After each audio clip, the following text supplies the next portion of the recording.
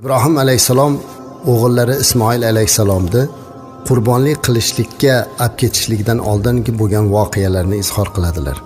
Uyiga kirib, onasi Hojar onamizga aytgan ekanlar. Bolangni kiyintirib ber, bir joyga olib borib kelaman, o'ynatib kelaman deb. Onasi chiroyli kiyintirib bolasini qo'shib berdilar.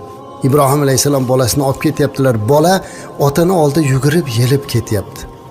Otasi uni qurbonlik qilishligi to'g'risida xayoliga ham kelmayapti. İbrahim alayhisalom o'g'illarini olib borib, o'sha Mino vodiysiga, hozirgi hojilarimiz to'planib turgan joyda qurbonlik qiladigan makonga olib bordilar. Shundan keyin azizlar, Ismoil alayhisalom otalari Ibrohim alayhisalomga bir gap aytdi, azizlar. Jon, modomiki meni bo'g'izlar ekansiz, sizga ba'zi bir iltimoslarim bor. Nima iltimosim bor?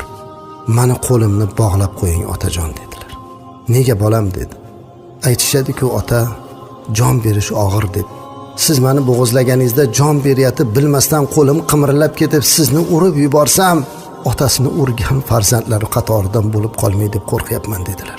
Ibrohim alayhisalom yig'ladilar. Yana ikkinchi vasiyatini aytdilar. Ko'ylagingizga va meni kiyimlarimga qon tekkizmangki, onam ko'rib ko'ngillari buzilmasin. Onamni oldiga men tengi bolalarni ko'rsatmay turingki, ularni ko'rib onamning qalbi mahzun bo'lmasin. Mana shu gapni aytdi. So'ng yotkizib, endi qurbonlik qilaman deb turdi, o'g'illari yana o'zgardi. Otajon to'xting dedilar, qo'limni yeching. Nega o'g'lim o'zing aytding-ku? Yo'q. Ibrohim alayhisalom o'g'lini majbur qilib, qo'lini bog'lab turib qilib qurbonlik qilgan ekan degan tarixda qolmasin. O'z ixtiyorim bilan Alloh yo'lida yotganimni hamma bilsin, qo'limni yeching dedilar. Qo'lini yechdilar. Shunday o'g'ilni bergan Allohga shukrona aytib, oxir oqibat pichoqni o'g'lini bo'g'ziga olib bordilar, azizlar. Lekin pichoq kesmadi. Alloh haq subhanahu va taolo Qur'oni Karimda aytadiki, Ismoil alayhisalomga o'rniga qo'y keltirib, biz endi uni o'rniga boshqa zabih qiladigan ulug' birni fido qildik. Ya'ni Jabroil alayhisalom osmondan bir jannatdan qo'y olib tushib, mana shu qo'yni qurbonlik qiling dedi. Bu siz uchun bir imtihon edi xolos.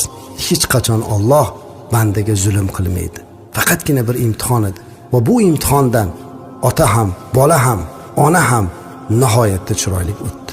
Mana shundan keyin Ibrohim alayhisalom o'g'illari Ismoil alayhisalom o'rniga Jabroil alayhisalom olib kelgan qo'yni qurbonlik qildi. Shundan beri har yili qurbon hayiti kuni qo'y so'yamiz. Ba'zan bizdan odamlar so'raydi, "Domla, qo'yni qanaqasini so'yaylik?" Chiroyligini so'ying, chunki bu o'g'lingiz o'rniga fido bo'lyapti.